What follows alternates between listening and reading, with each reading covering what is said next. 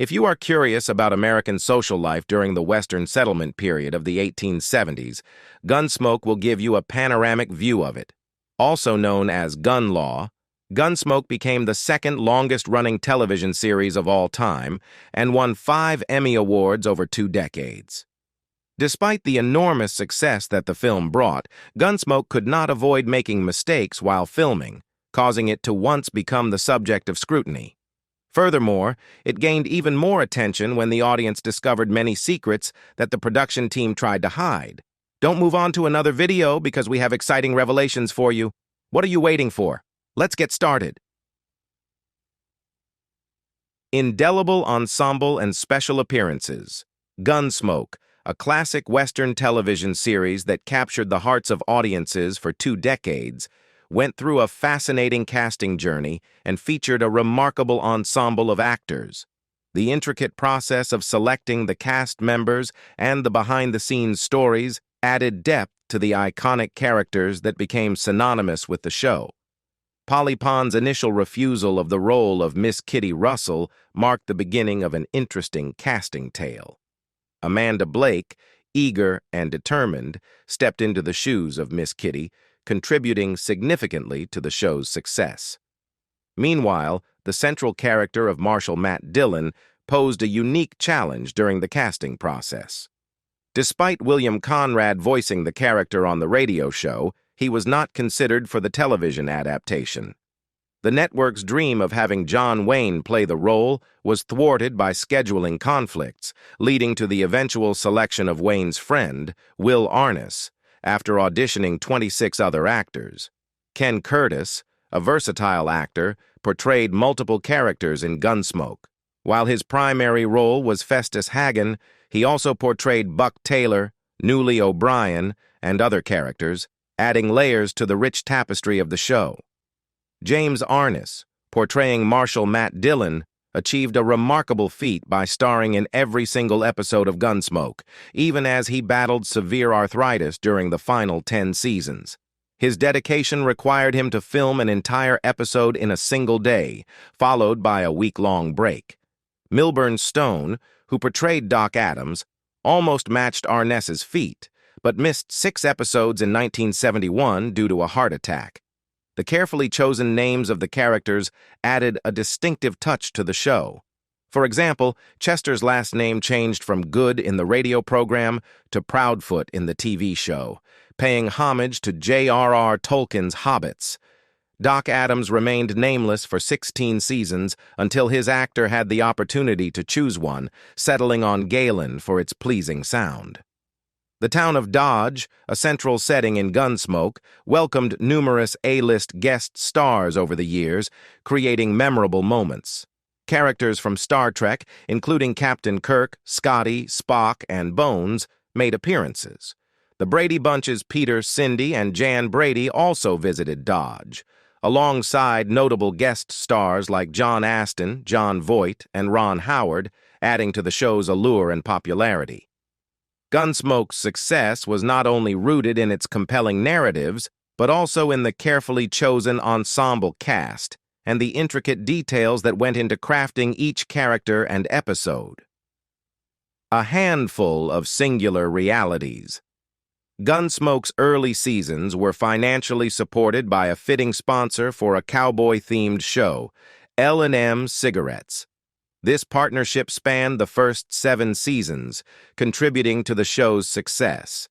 However, it came to an end when cigarette advertisements were banned on television, prompting a shift in the show's sponsorship landscape.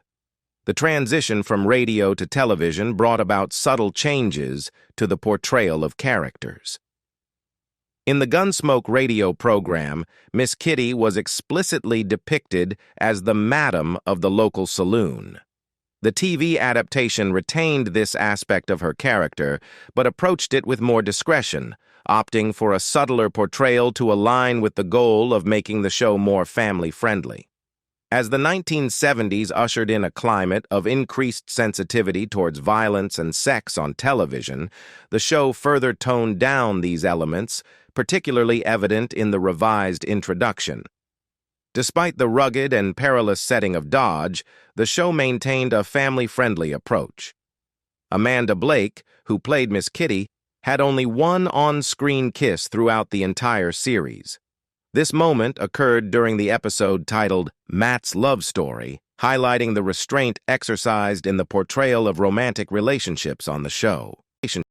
Interestingly, some of the characters' most distinguishing features were not scripted, but born out of the creativity of the actors themselves. Dennis Weaver, who portrayed Chester, wanted to set his character apart from the others in Dodge. To achieve this, he decided to fake a limp, and this choice became a central and enduring aspect of Chester's character. The dangerous town of Dodge saw its fair share of character departures, but one of the most notable exits was that of Gary Busey's character. In a poignant turn, Harv Daly, portrayed by Busey, was written out of the series due to the character succumbing to brain cancer. This narrative choice added a layer of realism to the show, depicting the harsh realities of life in the Old West. Gunsmoke's evolution, from its sponsorship changes to nuanced character portrayals, reflected the dynamic nature of television in adapting to societal norms. Through these adjustments, the show successfully navigated the shifting landscape of television regulations and audience expectations while maintaining its status as a beloved Western classic. Triumph. In the realm of broadcasting, Gunsmoke made its television debut in 1952, concurrently running its radio program, creating a multimedia Western phenomenon.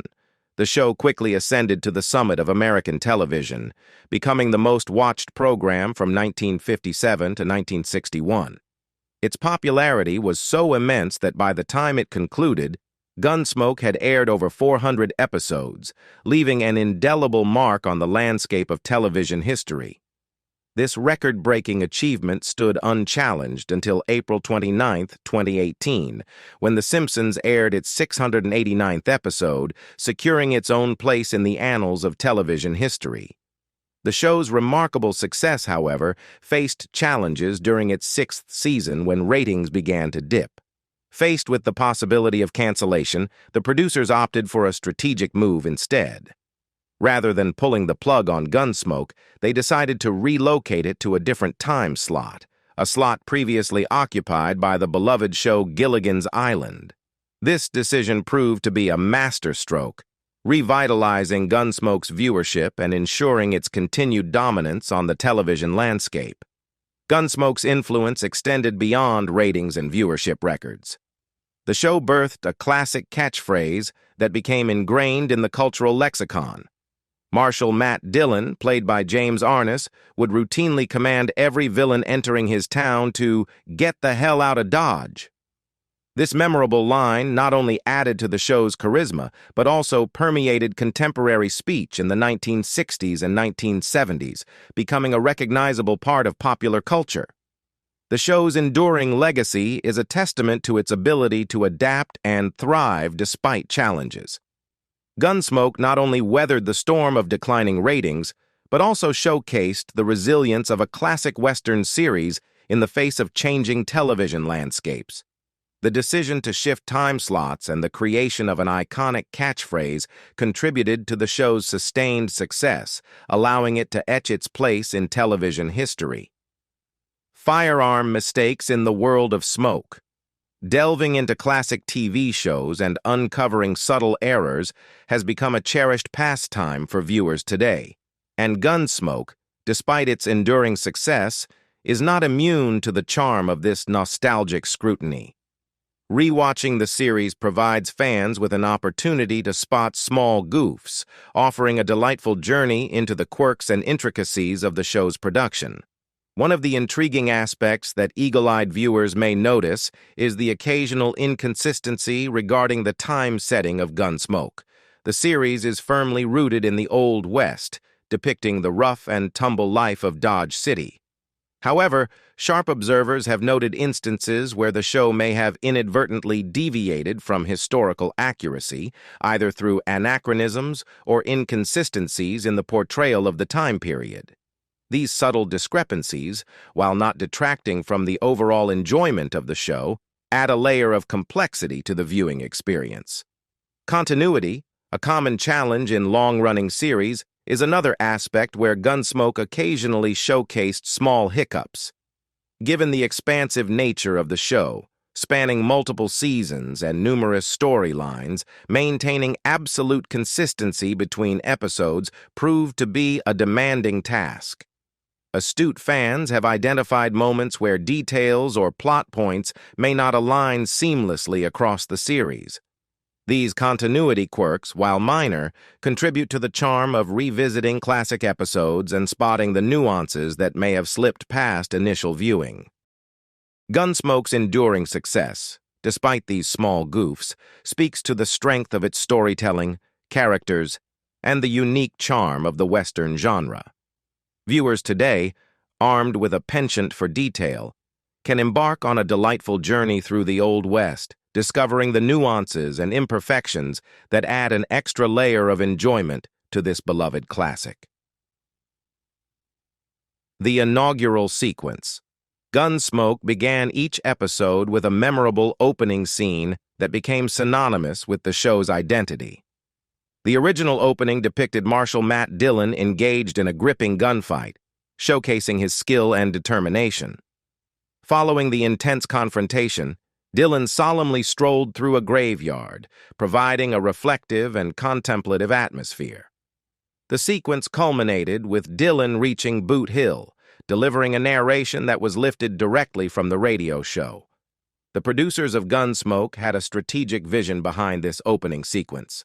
They aimed to establish a strong connection between the television adaptation and its radio predecessor. By incorporating the familiar narration from the radio show, they sought to resonate with existing fans who recognized and cherished the distinctive voiceover. This strategic decision aimed to entice radio listeners to transition seamlessly into becoming dedicated viewers, ensuring that the show retained its loyal audience. The powerful opening, with its combination of intense action, somber reflection, and evocative narration, became a hallmark of Gunsmoke's identity. The memorable speech delivered by Marshal Matt Dillon during this sequence added a layer of depth to the character and set the tone for the entire episode. However, as the 1970s ushered in a cultural shift and a growing concern over the portrayal of violence in the media, Gunsmoke underwent changes to adapt to the evolving landscape. The original opening sequence, which featured the intense gunfight, was modified to align with the prevailing sentiment of toning down violence on television. This alteration did not diminish the show's impact, but reflected the industry's responsiveness to societal concerns. It's worth noting that the original gunfight scene, now considered iconic, was filmed on the same main street as another Western classic, the 1952 film High Noon.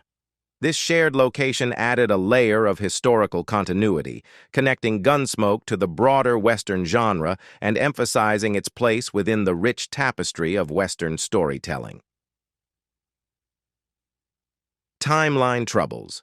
Gunsmoke, while set in the 1870s, 1880s Old West, often reflects social, racial, and political ideals more aligned with the 1950s-1970s, the era in which it was filmed and aired.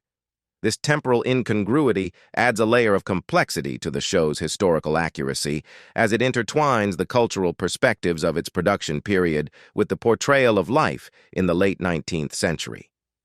One noticeable departure from historical accuracy lies in the characters' attire, particularly the gun-toting protagonists who sport a low-hanging belt holster rig for quick draws.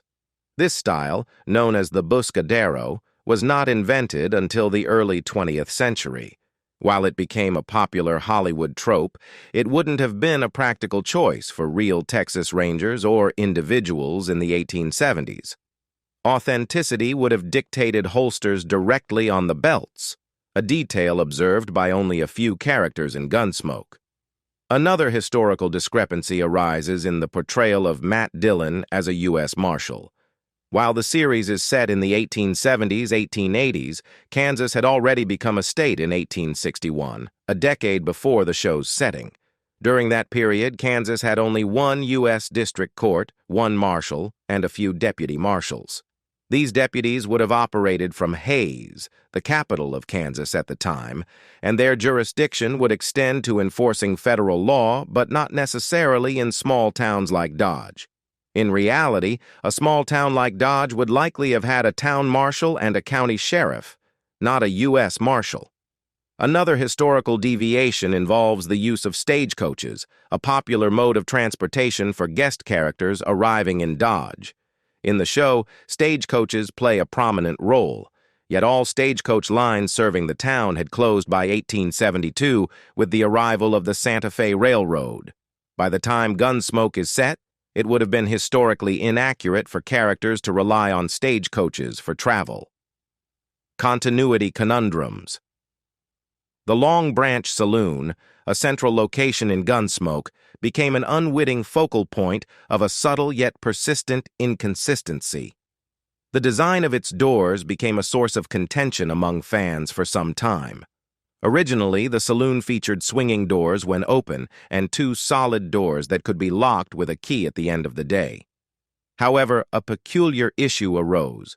During the day, the solid doors seemed to vanish, and at night, the swinging doors were nowhere to be found. To address this logistical conundrum, changes were implemented in later episodes.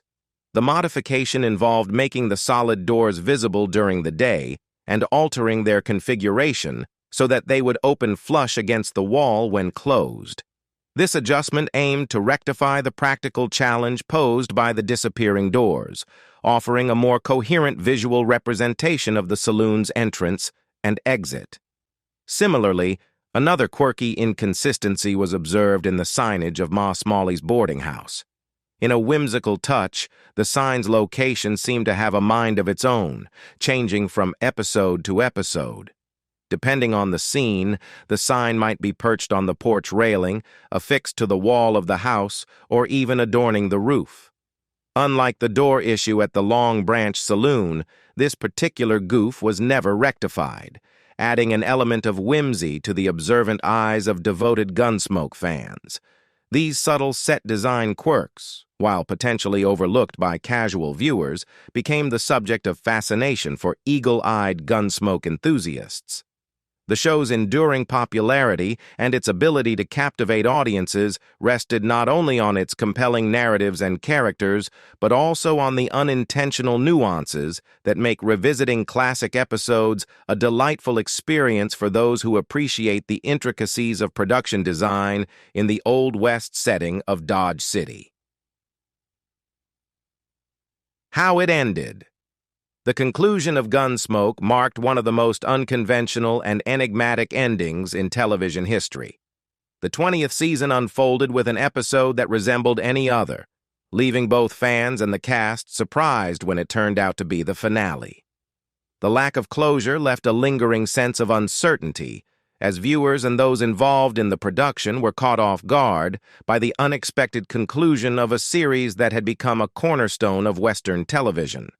The absence of a definitive ending, while unusual, didn't mark the end of Gunsmoke's legacy. In the wake of the series, several follow-up films emerged to provide fans with additional glimpses into the world of Dodge City. These included Gunsmoke, Return to Dodge in 1987, The Last Apache in 1990, To the Last Man in 1992, The Long Ride in 1993, and One Man's Justice in 1994. Notably, James Arness, who had steadfastly portrayed Marshal Matt Dillon in every episode of the show, continued his commitment by reprising the role in each of these movies, offering a sense of continuity for dedicated fans. The impact of Gunsmoke on popular culture is undeniable.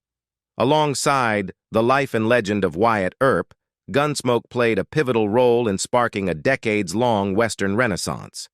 In the 1950s, the era when Gunsmoke first gained prominence, over 40 Westerns populated primetime television slots. The genre's popularity was not just confined to television, it permeated various forms of entertainment, including films, literature, and even fashion. Where's the cast now? James Arness. James Arness, who achieved worldwide fame as the iconic Dodge City Marshal in Gunsmoke, left an indelible mark on the Western genre. His legacy extended beyond the television series, as he also became known for his role as Zeb in the European cult classic How the West Was Won. Arness's portrayal of Marshal Matt Dillon became synonymous with the archetype of the steadfast, principled lawman, and his influence reached audiences globally. Sadly, James Arness passed away on June 3, 2011, at the age of 88, leaving behind a legacy as one of the most recognizable figures in the history of Western entertainment. Dennis Weaver, another integral part of the Gunsmoke ensemble, embarked on diverse projects after his 9-year tenure on the show. Weaver's versatility was showcased in his leading role in Kentucky Jones and his appearance in the 1971 film Duel. Additionally, he took on the role of McLeod in the television series of the same name, captivating audiences from 1970 to 1977. Weaver's post-acting endeavors reflected his commitment to environmental causes, an aspect of his life that he championed both before and after his retirement from acting. Beyond the screen, Dennis Weaver emerged as a devoted environmentalist, using his platform to raise awareness about ecological issues. His passion for environmental conservation continued to define his life after leaving the entertainment industry. Dennis Weaver's commitment to sustainability and environmental causes showcased a different facet of the actor's character, highlighting the depth and sincerity with which he pursued his convictions. Tragically, Dennis Weaver passed away on February 24, 2006, at the age of 81. His contributions to the entertainment industry, coupled with his advocacy for environmental awareness, left an enduring impact on both the world of acting and the larger sphere of social and ecological responsibility. The legacies of both James Arness and Dennis Weaver endure, each having made unique and lasting contributions to the cultural landscape. Amanda Blake. Amanda Blake, renowned for her portrayal of Miss Kitty in Gunsmoke, earned a lasting tribute to her contribution to Western entertainment. Her character was posthumously inducted into the National Cowboy and Western Heritage Museum's Hall of Great Western Performers, a recognition that highlighted the impact of her role in shaping the cultural legacy of the genre. Beyond her acting career, Amanda Blake's life took a unique turn after her early retirement from the entertainment industry. Notably, she became the first person to venture into raising cheetahs in captivity. This endeavor showcased a different facet of Blake's interests and demonstrated her commitment to animal welfare. Despite her diverse pursuits, Amanda Blake's life was tragically cut short. On August 16, 1989, at the age of 60, she succumbed to liver failure. Her passing marked the end of an era, as fans mourned the loss of the actress who had brought the beloved character of Miss Kitty to life on the small screen. Milburn Stone. Milburn Stone, who brought the character of Doc Adams to life in Gunsmoke, hailed from a family with a rich artistic heritage. His cousin, Madge Blake, left her mark in television history by appearing in almost 100 episodes of the iconic Adam West's Batman. Additionally, his brother Joe Stone made contributions to Gunsmoke by writing 2 episodes for the series, showcasing the familial connections within the entertainment industry. Before his television success, Milburn Stone's roots were in Broadway, where he initially made a name for himself as a performer. This early experience in the world of live theater laid the foundation for his versatile acting career, eventually leading him to the iconic role of Doc Adams in Gunsmoke. Despite his significant contributions to the show, Milburn Stone did not appear in any of the Gunsmoke reunion films. However, his impact extended beyond the screen. In the latter part of his career, Stone fought diligently to secure the show's royalties, recognizing the value of his and his colleagues' contributions to the enduring success of Gunsmoke.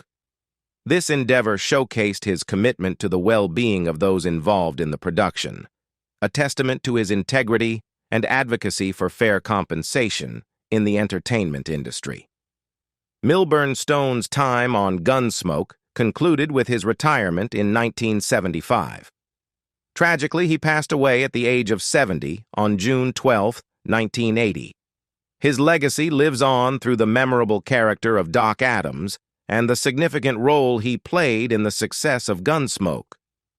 Beyond the screen, Stone's commitment to the well-being of his fellow cast members and his contributions to the entertainment industry underscore his enduring impact within the cultural landscape of television history.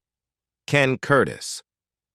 Ken Curtis, celebrated for his portrayal of Festus Hagen in Gunsmoke, played a pivotal role in the show's success, bringing both humor and depth to his character. Festus, introduced as a replacement for Chester Goode, quickly became a fan favorite, injecting the series with ample comedic relief and endearing himself to viewers. His chemistry with James Arness, who played Marshal Matt Dillon, added a dynamic element to the show's ensemble cast. Ken Curtis held the title of Deputy on Gunsmoke for an impressive span of over 11 years, contributing significantly to the show's longevity. His memorable performance as Festus left an indelible mark on the Western genre and solidified his status as one of the iconic characters in television history. Post-Gunsmoke, Ken Curtis continued his association with Westerns, showcasing his versatility as an actor. Notably, he appeared in the 1983 series The Yellow Rose, further cementing his legacy within the Western television landscape. Ken Curtis's contributions to entertainment extended beyond the screen, earning him recognition and appreciation from the public. Tragically, he passed away on April 28, 1991, at the age of 74. To honor his legacy, there is a statue dedicated to Ken Curtis in Clovis, California, serving as a testament to the enduring impact of his portrayal of Festus Hagen and his broader contributions to the Western genre. Buck Taylor. Buck Taylor, known for his portrayal of Newly O'Brien in Gunsmoke, demonstrated his versatility by switching roles in the 1987 reunion film. In a surprising twist, Taylor took on the character of a city marshal, showcasing his ability to tackle different facets of the Western genre. While his role as Newly O'Brien was initially frightening, this shift in the reunion film highlighted the actor's adaptability and range. Beyond his contributions to the world of acting, Buck Taylor ventured into the realm of visual arts. Since 1993, the multi-talented artist has been selling his paintings, showcasing his creativity and passion beyond the screen. This artistic endeavor allowed him to explore a different form of expression while maintaining a connection to his Western roots. Gunsmoke marked the final performance of Glenn Strange, a seasoned actor who had an illustrious career spanning over 500 TV shows. His notable appearances included iconic roles such as the classic monster Frankenstein. Unfortunately, Glenn Strange's life was cut short by lung cancer, and he passed away at the age of 74 in 1973. His contribution to the entertainment industry, especially within the Western and horror genres, left an enduring legacy. In a heartfelt tribute to his late colleague, Buck Taylor named his third son, Cooper Glenn, honoring Glenn Strange's memory. This gesture reflects the camaraderie and respect that often develops among cast members during long-running and impactful shows like Gunsmoke. What do you think about Gunsmoke's little revealed facts? Leave us your comments in the section below. We hope you have found this helpful video. Don't forget to leave a like, share, and subscribe to the channel if you like it. Thank you for watching this and see you in the next videos. Goodbye.